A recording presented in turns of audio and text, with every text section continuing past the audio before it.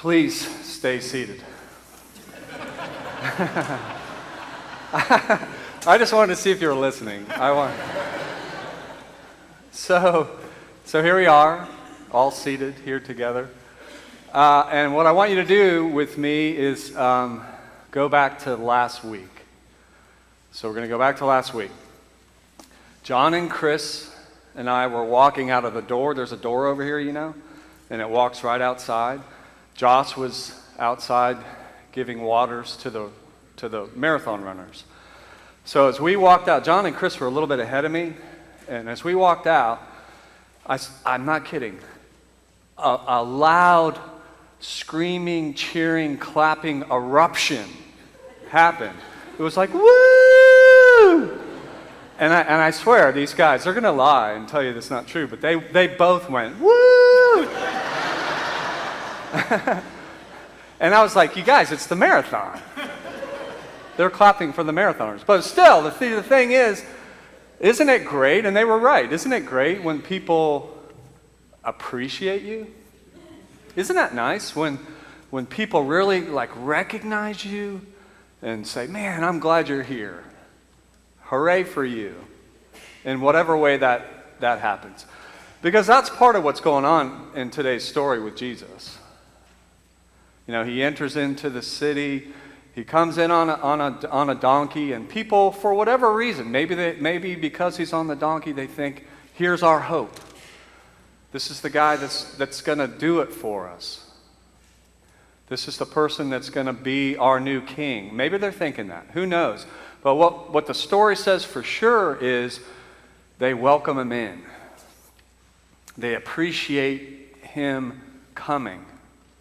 And on some level, the story is saying they recognize him. And I've worked with this story all week, and so it keeps popping back in my mind over and over again. How often do I treat the people in my life like that? You know what I mean? That I recognize and appreciate them for being in my life. How often do you do that to the people in your life? Recognize and appreciate the people who are in our lives. How often do we do that? Because it is such a powerful thing to do. We were talking about this in one of the Bible studies, and I mentioned to him about going to a college counselor with Miles this past week. We went Monday. And Miles is our youngest. We have 3 children, Cindy and I, 3 children, and Miles is our youngest. So this is kind of getting toward the last of, right? The last college counseling meeting, right? And while that's a bit sad, it's sad in a good way because this is what has to happen. And what I recognize, and I really think it's because I've been reading this story all week, what I recognize is how much I appreciated him.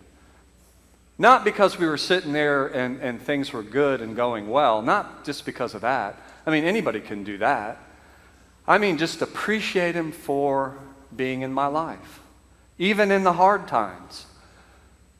Because we all know relationships can be hard too, right? How often do we appreciate the people in our lives? Today asks us to think about that. And when I brought that up in the Bible study, somebody mentioned, oh yeah, my son's getting ready to go to kindergarten. And I feel the same kind of way. A little bit sad, but at the same time, so thankful that he's in my life. And somebody else brought up how thankful they were because they were talking with their child about somebody who just passed away. Somebody their child's age. You know, life can turn just that quickly, can't it? And the people in our lives can either grow up or move on or be gone in an instant. And so today's story says, don't forget to give thanks for them. Don't forget to appreciate the gift that we are one to another.